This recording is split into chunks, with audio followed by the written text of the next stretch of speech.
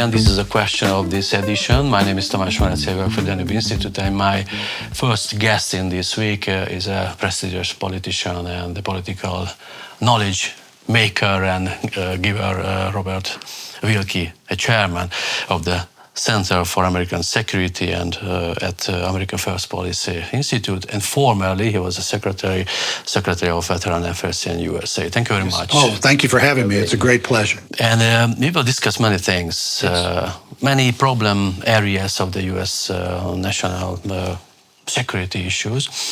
And first of all, I would ask the most important thing that when Mr. President Trump promised before he got elected that he would manage all the security issues, like namely he named the Ukrainian war first, but he mentioned the Gaza situation, and I would name a Pacific problem, the third one.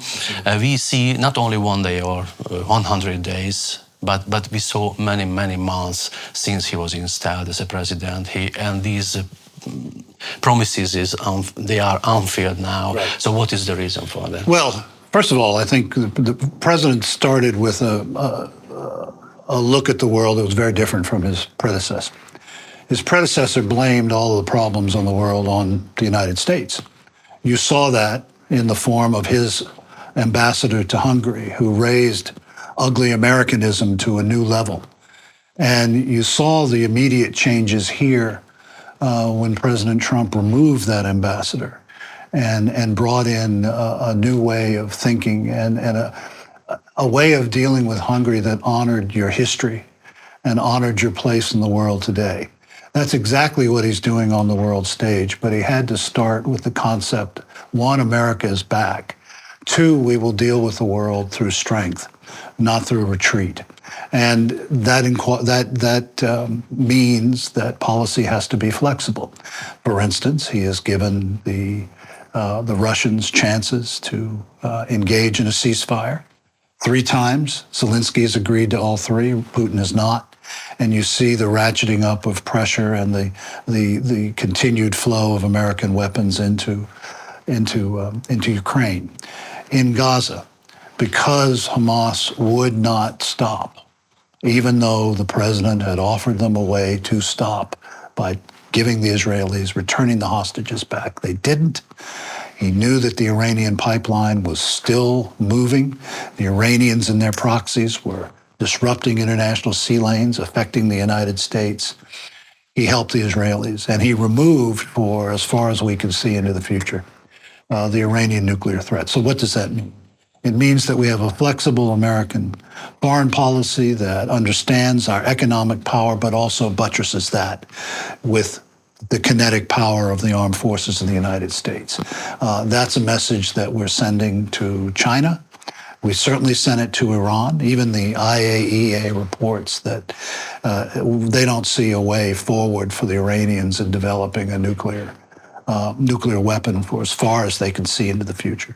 And with Putin, I think it has come to the point where the sanctions will start flowing in the near future, even more severe than they were in the first round. Yeah, this is exactly the question I wanted to ask. That if we start with Russia and we continue with other countries you mentioned, the diplomacy came first. Yes. And we see that many gestures were made to Mr. Putin, right, even by Mr. Trump. Absolutely. And you say that there will be a time when the window of negotiations closing, right, and there will be a next step, the pressures. Right. And I would be very interested if you can name some of the tools, sure, of the pressure. Is it sanctions only or a little bit more? Well, it's a combination of things. It's, to use an old Cold War term in the United States, it's a flexible response. First of all, the president's not going to let Ukraine fail. He is not going to let that nation fail. But in order to get to peace, he has put on the table the potential to remove the Russians from the world banking system. He has told Europe, no longer buy oil and gas from Russia, buy it from us. We have our own energy independence now. We're the world's #1 producer of oil and gas again. And he has warned nations around the world that doing business with Russia will cost them. And those are the things that are on the table. We're already starting to see gas lines in Russia. We didn't see that the first 2 or 3 years of this conflict because Putin has been able to cocoon his population, or the two population centers he cares about, St. Petersburg and Moscow, from the ravages of war. That is starting to evaporate. And the fact that he's lost 10 times as many dead as the United States lost in all of Vietnam, my father's war, and we were there 10 years, says that that's an incredible price for having gained very little territory. And now we see him moving to typical Russian tactics, attacking civilians, attacking schools, attacking hospitals. But real quick, he crossed the line last week. It's the first time since 1949 that NATO has engaged Russians on NATO soil. You mean the drone attacks? The drone attacks. He's testing. He's constantly testing. He's very much, he's a great actor, because if you look at all of the red lines that he's drawn since this conflict, they've all been mirages. They've been bluffs. I mean, the notion that he could take on Poland in his current condition is fairly laughable. But that negates something that you know in Hungary better than anyone in the West, possibly with the exception of Poland and the Baltics, but even then. And that is the traditional regenerative power of the Russian state. They can absorb incredible hardships. The only difference being this is not the Russia of 300 million. This is a much reduced state, and we'll see how long he can sustain a force in the field at the casualty rate that he's. But the big question is whether Moscow can be pressured by economic sanctions to the negotiation table or not, because many analysts say that Russia has reserves.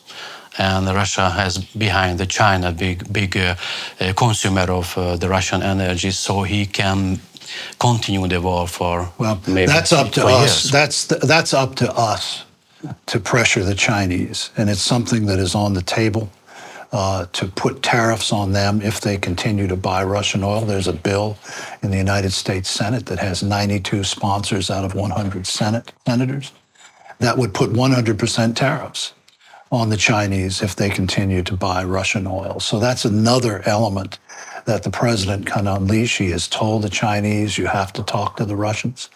And the other thing that is there for us, and I believe this, is that China is watching. China is watching how we behave. China is watching how we deal with Putin.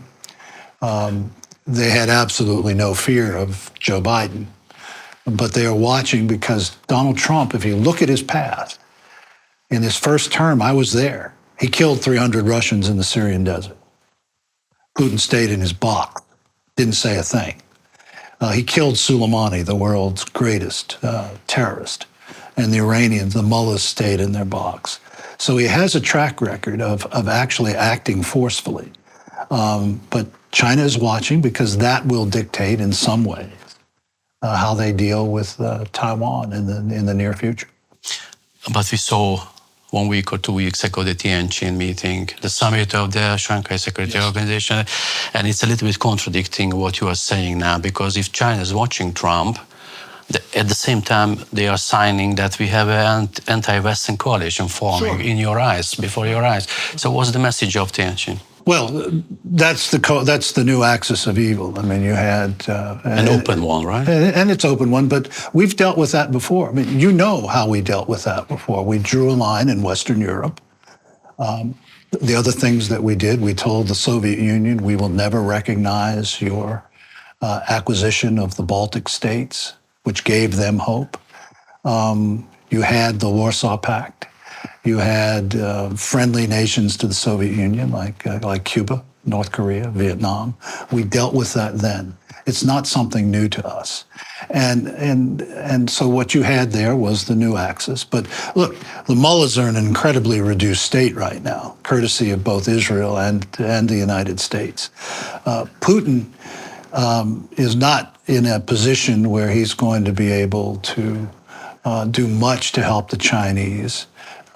Because he will become a vassal if he keeps going down this road. And the last thing China needs, with the perilous state of its own economy, and people in Europe finally saying enough to them, as well as the nations that surround them in the Pacific.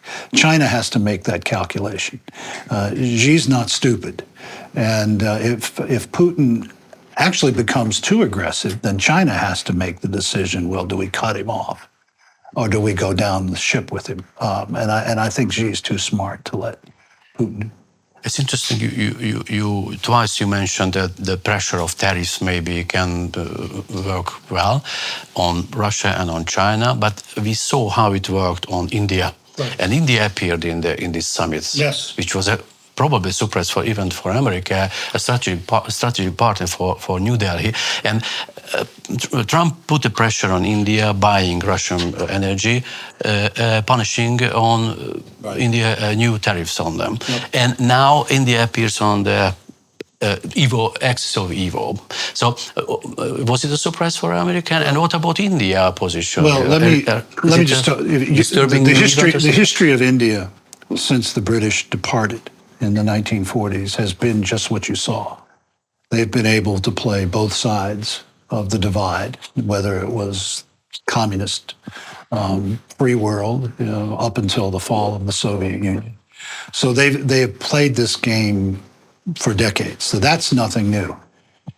They weren't in the picture with what I would call the axis of evil. That was Xi, Putin, the mullahs, and Kim. Modi's not going to be in that picture. He has too much at stake with the West to fully align with that partnership. But look, I will say, and it's a criticism that I have of this aspect of foreign policy. I think if you're going to impose tariffs like this, you have to impose them on the greatest malefactor when it comes to buying Russian products, and that's the Chinese. I wouldn't have done it just on India. I would have said, okay, if we're going to do this, the big message is to China. And even China first, as opposed to doing it at the same time with India. I think that's the key. It's interesting. And also, it just came to my mind that Hungary is very dependent on Russian energy. And we want you to use American energy. Yeah. That's the big question. Yes. Probably the Hungary and US will watch very carefully what you are answering. Your unique history with Russia. Russia holds a Damocles sword over any nation that buys energy from it. Putin can cut it off whenever he wants or threaten to cut it off. With the United States, first of all, it's cheaper and better. It's cleaner. And you're not going to have the threat of America cutting off supplies to its friends. And with Trump, you have the ultimate businessman in the White House. Yeah. But that is the message we've been sending throughout Europe. Mm-hmm. And to Hungary too, because Hungary has an opt-out in the European Union matters that Slovakia and Hungary can get Russian gas and oil now, but the situation can change. Right. If Trump steps in the situation and he pressures Budapest to just loosen the Russian connection, that would be a huge changer here. Yeah. Do you think that will happen? I think it might happen. Look, you know how close he is to Mr. Orban for many reasons, particularly cultural. So I don't think you will see the same kind of pressure tactics that you would see in other situations. You're certainly not going to see the President of the United States saying things about Mr. Orban that he would say about Monsieur Macron in public because they're too close and they share so much. But I do think that, particularly with the Secretary of State, there will be more outreach to Hungary and say, just cut him off, stop it. You're better off with us than having him controlling the spigot. And not similar, but kind of parallel situation between Hungary and the United States, the situation of Israel and the United States, close allies. Still, the positions sometimes differ. Like in the situation, the United States wants Israel to use other methods of war, for example.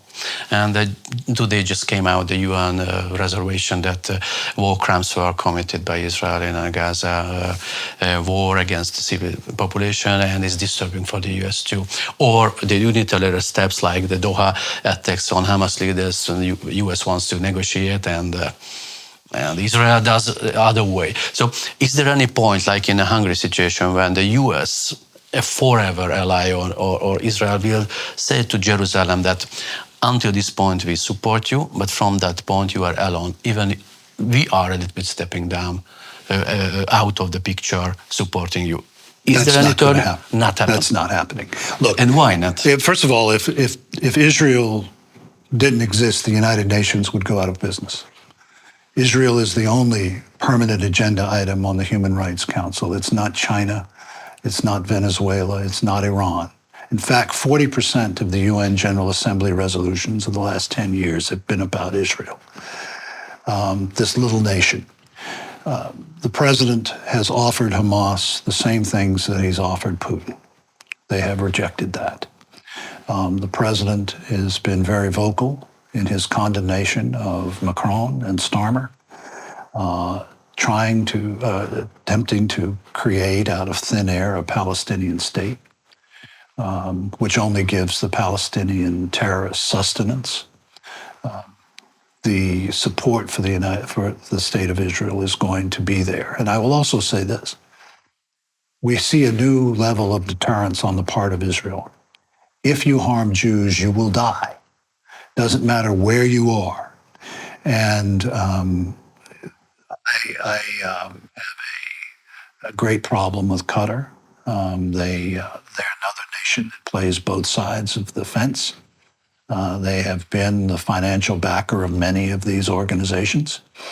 And I think the Israelis, in sending that message, have said enough. I don't care where you're hiding.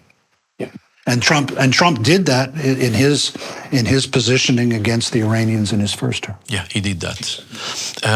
Last one about Israel, and maybe a last of the conversation about Europe. Do you think that Israel can reach its goals of war, like eliminating the Hamas and returning the hostages? I have a hope that they can do that. But the bottom line for Israel is that they have to eliminate a terrorist threat, the way they have eliminated Hezbollah, the way they have eliminated the Iranian nuclear threat. I always go back to what Golda Meir said. If someone tells you over and over again he wants to kill you, believe him. And that's why I despise the Palestinian Authority. It's corrupt. It pays its people to kill Jews. That's the bottom line for them. The Israelis will do everything they can to rescue those hostages. But for those people who say you can't kill an idea, well, I think we did a pretty good job of eliminating Adolf Hitler's state structure. So, I mean, there's no National Socialist Party ready to take over Europe now because we dealt with that. And to say that you can't create the situation now where another form of Arab nationalism can come forth and be productive for world peace means you've given up. But they have to eliminate this threat, and I think they have to do it quickly now.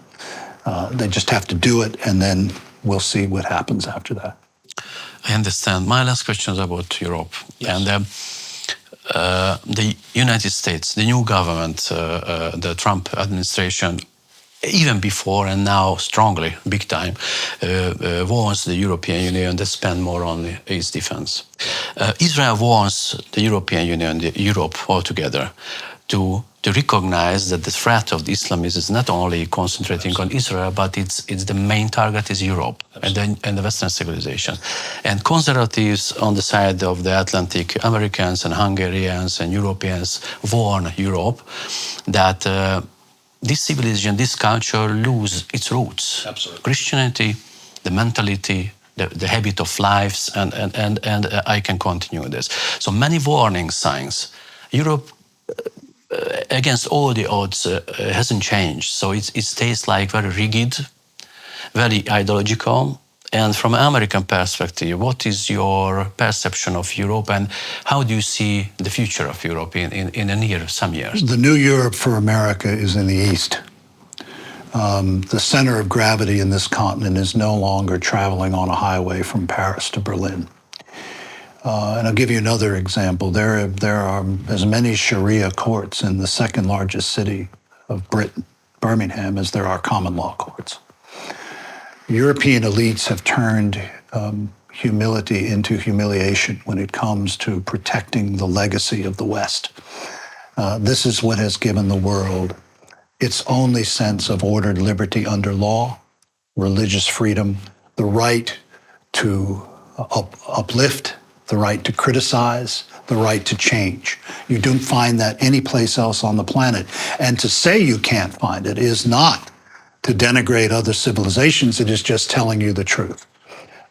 Europe is the font of what has been good about this planet for 3,000 years. It began in the Judean desert. It went to Athens, Rome, London, and to the United States.